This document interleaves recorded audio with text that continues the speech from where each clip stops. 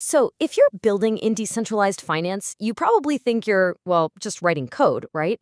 But the legal architecture surrounding your project, it might actually be an incredibly dangerous liability trap. Welcome to today's Explainer, where we're going to unpack a deep dive comparing QGov's unique separation of powers to the honestly chaotic US regulatory environment. And we'll see exactly how it solves a massive legal nightmare for developers. Let's get right into it. We really need to start with a high-stakes question. This is for every DeFi protocol founder and Web3 developer out there who's holding an admin key for safety. You know, you kept that key to protect the protocol's security, maybe to hit an emergency shutdown if a hack occurs, or just to update parameters. But by holding that key, have you accidentally formed a legal general partnership? According to the sources we're looking at today, in the eyes of the law, the answer might be a resounding yes. It turns out courts can totally view floating permissionless Dows as unregulated legal partnerships. Just look at this quote. It comes directly from the Justice UK call for evidence regarding digital assets. When participants pool funds and vote on outcomes in a DAO without a formal corporate structure in place, the law doesn't just throw its hands up and say we don't know. No, it defaults to ancient legal structures. It looks at the DAO and literally says, this is a general partnership. And man, the implications of that are absolutely staggering. So here is the truly terrifying part. Without a clear regulatory box, you are facing the dread of unlimited personal financial ruin, literally just for writing code or holding an admin key. If your DAO is a general partnership, you're exposed to what's called joint and several personal liability. What does that mean for you? It means if a pseudonymous user on your network does something illegal, or if a hack causes massive financial loss, regulators and plaintiffs can come after you personally for the entire amount. Our sources point out that developers, constrained by code, can be held legally accountable even if they are totally unaware of the specific activities. And in the US, with its overlapping regulatory jurisdictions and basically zero clear safe harbor regime to protect developers who are trying to police themselves, you are walking through a legal minefield. There's just this massive gap between what you intended to build and the terrifying legal reality of the US DeFi environment. I mean, your intent was simply sovereign stewardship, right? Anchoring security at the root, it's kind of like holding the emergency brake on a runaway bus. But the reality? The reality is you're tethered to the actions of thousands of totally unknown actors on that bus. You're sitting in this ambiguous space where the on-chain reality just doesn't match the off-chain legal liability. The cost of a simple coding error, or worse, a malicious user, could literally be your entire personal livelihood. Okay, part 1, the QGov constitutional solution. Let's look at how to fix this. To escape that floating digital ether of permissionless DAOs we just talked about, you've got to be securely anchored to reality. And that is exactly what the Q blockchain protocol provides. Check out this document from the UK Law Commission.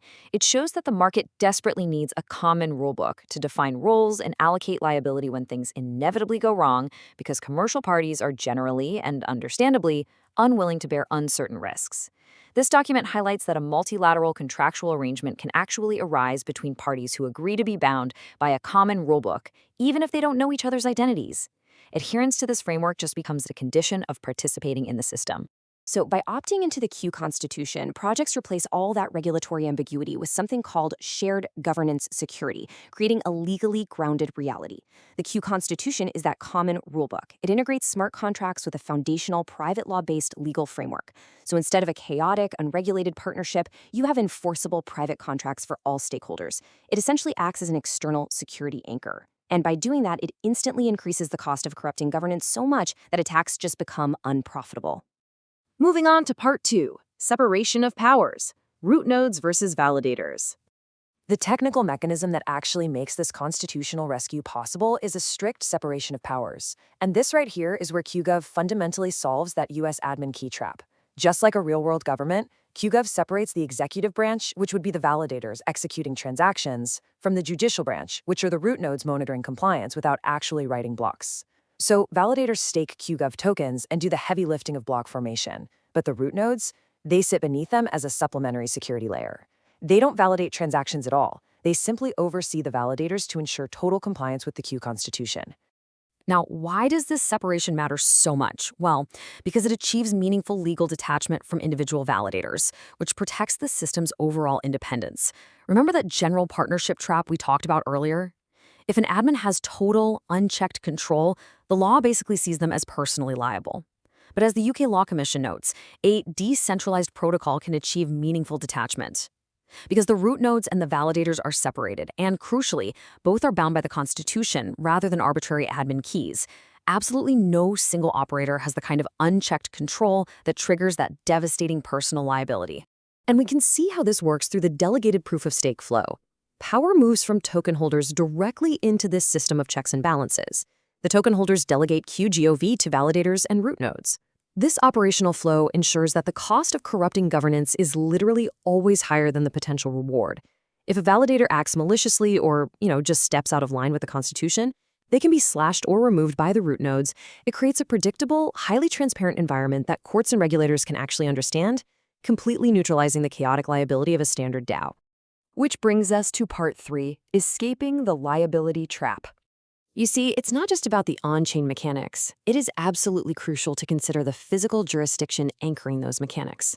Because QGov is governed out of Liechtenstein, it leverages a really advanced legal framework to ensure your digital tokens have the exact same standing as enforceable private contracts.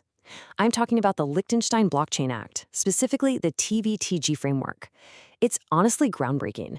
It uses what's called the token container model. This means the token itself is defined as a legal container for a right, whether that's property, equity, or protocol governance. It provides a rock-solid civil law basis, ensuring whatever is recorded on the blockchain has the exact same legal standing as a traditional private contract. And that right there, that is the legal certainty that is entirely missing in the United States. So how do you transition to this enforceable autonomy? By utilizing the ERC 7827 standard, which you can think of as basically an operating system for sovereign authorship, you transform a risky USDAO into a secure, predictable, and legally defensible entity. It creates bit-perfect records of human intent rather than lossy approximations. It does this by anchoring your protocol's core identity and collective roles directly into the QGov constitution via the mindpipe and unified body. When you integrate your admin rights into QGov like this, you aren't just a developer holding a super dangerous admin key anymore. You are a participant in a legally recognized, constitutionally bound framework with real legal detachment and protection from joint liability. So I'm going to leave you with this provocative thought to consider about the future of your protocol's legal survival. Are you willing to gamble your personal financial future on the hope that regulators just won't classify your project as a general partnership? Or will you take the steps to anchor your project in a system that actually offers true separation of powers, enforceable private contracts, and real legal detachment? The tools are all right there.